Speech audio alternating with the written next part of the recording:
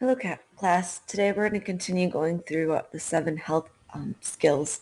The next 2 are goal setting and decision making, and they're quite intertwined, so note the minor differences between the two. When we come to learning a skill in general, whether it's accessing information, analyzing influences, or these next 2, realize that we should be able to explain it, we can demonstrate it, we'll practice it, and then you personalize it. Ideally, with all 7, by the end, each of these skills should be personalized towards you because what we need from those health skills are going to differ individually.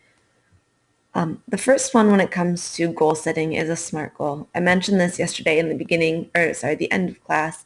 And this is what the SMART acronym stands for. So we have specific, measurable, achievable, relevant, and time-bound.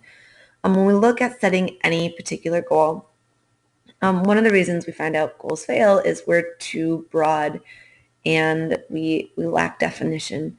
So like the example I gave yesterday in class where saying I want to go to college, it's not always a great goal, not because it's not something you want to strive for, but because it doesn't give you the guidelines in which that goal can be successful. If you just want to go to any college or community college, and you want to go after school, even that becomes more of a SMART goal than I want to go to college someday. If we don't give ourselves a timeline, we tend to procrastinate and we're less successful. So the first one that I'm actually going to ask you to do is you're going to create a SMART goal for what you want to do after school.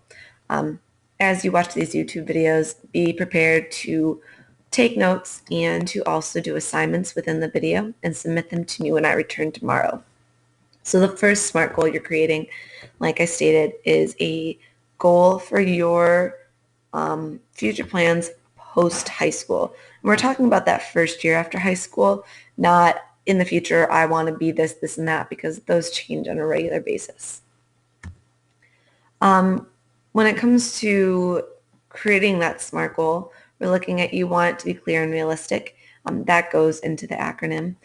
The next step for you then will be to list the steps that you need to reach the goal. So without giving you everything, when you go to, if your goal is to be in college once you graduate, what steps need to take place in order for that to become successful. List any materials you need and name people who can help, as simple as people in the guidance counselor or employers who can write you letters of recommendation, etc. The next one is how can you monitor your progress and make changes if you need to. So simple ways looking at what are your grades, are your grades sufficient, and if not, what changes would you need to do? Or for the school that you need, are you stressing yourself out and doing more than you need to do, and is it necessary at this time? And then, of course, you'd have to evaluate whether or not the goal is met, which you can't do at this time. But the idea is, can you have that final product? Like, yes, my goal was successful. I got into the college of my choice. No, it wasn't successful. No, I changed my mind. And that's how the SMART goal or goal setting aspect of the 7 skills works. The next one is decision making, and really goal setting kind of comes into step 2, but you see the rest of them kind of make sense. So number 1 is decision or problem. So what are you trying to solve? What are you trying to fix? What are you trying to get out of? Or what is, where do you want to be? Identify what specifically you want to happen. So that's where I would say your SMART goal comes in as step 2. And then next you're going to brainstorm ways to get what you want to happen. Now, usually decision making, the way we'll see it in class is I'm going to give you a scenario. How do you want that scenario to play out? But those particular aspects of brainstorm can be positive or negative. Same thing with when you come to that decision making for college. Do you want to go to college because your parents want you to go? Do you want to go? Do you want to go to military instead? And you kind of list either pros or cons. I don't have money. I have money. I don't have scholarships. I don't want to work for scholarships, so on. Cross out the ideas that don't check out and ideas you don't want to try. And then check your thinking, which if you look at the blue box, it goes, does it follow your personal and values? Does it help you stay safe and healthy?